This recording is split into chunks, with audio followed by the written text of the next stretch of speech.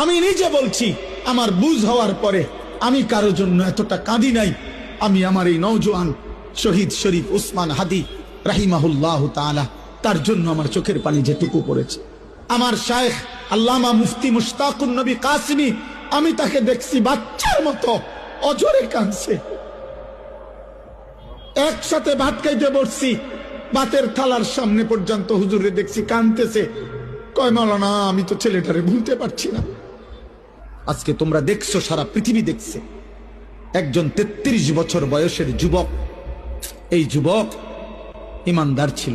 কাম কইরা যাইবা মরার পরও যখন তোমার মানুষ মনে করে, এই যে আমার উসমান হাদি দেখছো না কয়দিনের ফলা, আমরা বয়স তো অর্ধেক নইবতে, আমার বয়সের অর্ধেক হইব তার বয়স। ফলারে লাড়া দিয়া লাগছে তো কয়দিনের ভিতরে, 1.5 বছরে না তারে আমরা চিনছি, এটাকে তো নামও শুনছি না। 1.5 বছরের ভিতরে লাড়া ফড়াই দিল, আমরা তো 54 বছরেও পারলাম না। উসমান হাদির মৃত্যুকে মেনে নিতে কষ্ট হয়, আল্লাহ তারে শাহাদাতের উচ্চ মাকাম দেয়। এই ছেলেটা এনসিপির কিছু তো ভালো আছে, যার দেশপ্রেমিক, সবচেয়ে বড় কথা ইসলামকে ভালোবাসে।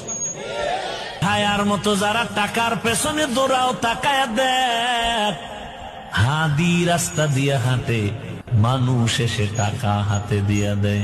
এবার বলেন কি বুঝলেন?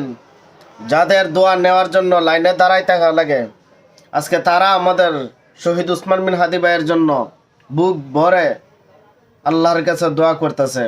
আল্লাহ যেন শহীদ উসমান বিন হাদি ভাইকে জান্নাতের উচ্চ মাকাম দান করেন। এই কারণে কবি বলেছে, এমন জীবন করিবে গঠন, মরিলে হাসিবে তুমি কাঁদিবে ভুবন। সেই জীবনটাই গঠন করে গেছে আমাদের উসমান বিন হাদি ভাই। আল্লাহ যেন ভাইকে জান্নাতের উচ্চ মাকাম দান করুক, আমিন।